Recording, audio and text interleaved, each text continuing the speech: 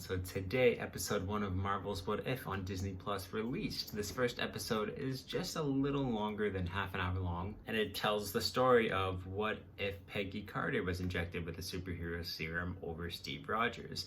And it does this basically by playing with the multiverse and having the Watcher, who's played by Jeffrey Wright, or I should say voiced by Jeffrey Wright, basically explain how the multiverse works and the stories that it can create just from alternate choices that all of our heroes during the MCU might have made, and what if they made this choice, of course. So of course there is no direct mention to Loki, but it is telling all the stories that the multiversal effect that season 1 had on the MCU could have had on like the previous entries into the MCU that we all know. And of course, starting off with an alternate history of Captain America, the first Avenger, and if Peggy Carter became Cap. So without further ado, let me get into my review for this new animated series on Disney Plus. So yeah, let's get into it. So kind of as I theorized from the first full-length trailer that we got to see of What If, I was really wondering if they were going to not just have these be individual stories that didn't really have too much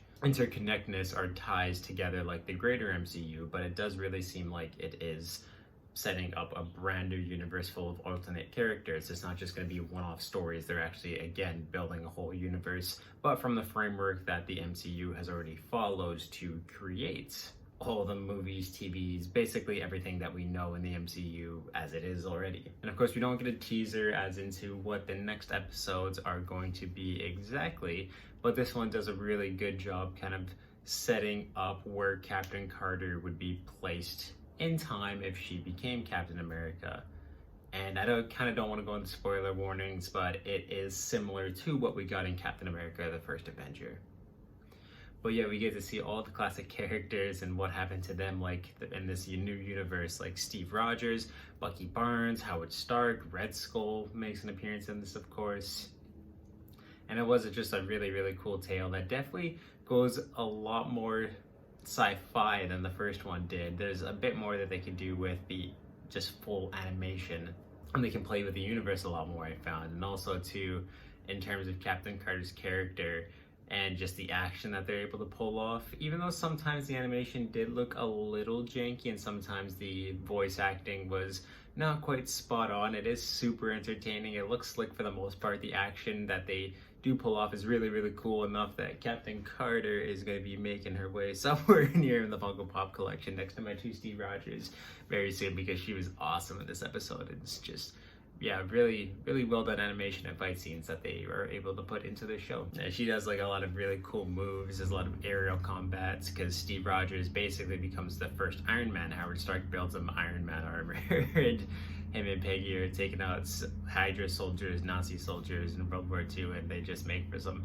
really, really, like I said, awesome set pieces that are really fun.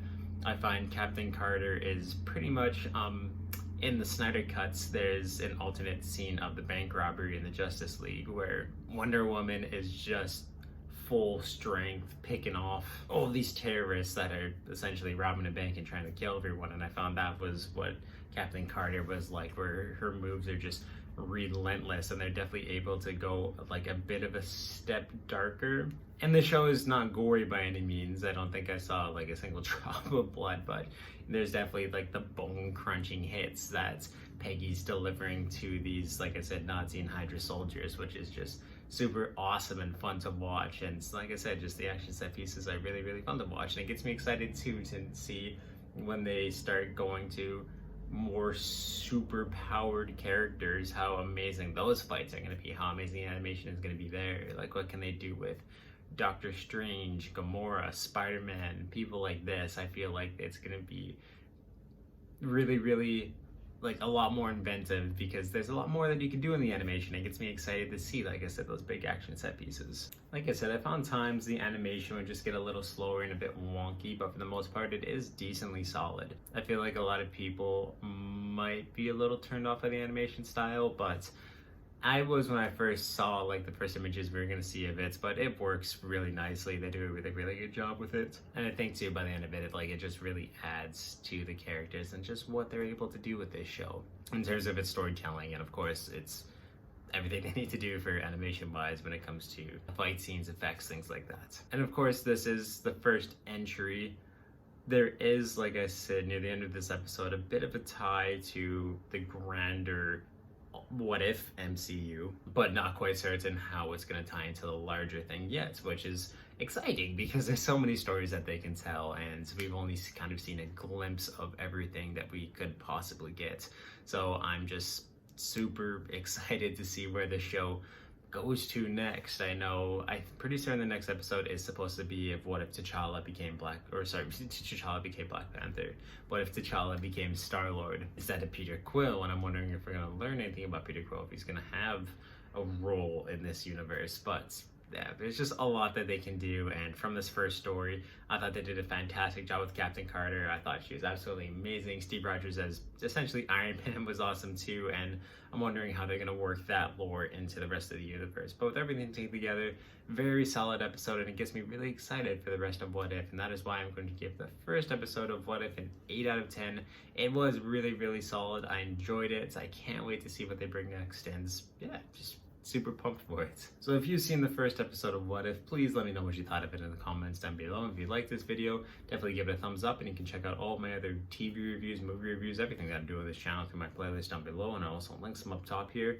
If you want to check out everything I do video game wise, there's a link in my description to my Twitch, and there's also a link in there to the Media Mountain, which is my Discord, where we talk about movies, video games, comics, TV shows, music, everything that's awesome in this world essentially. So you can definitely join that amazing community and help make it even more amazing than it is already. If you like what you see on the YouTube channel, of course, subscribe, turn the little ringer on if you want to know when I upload new videos.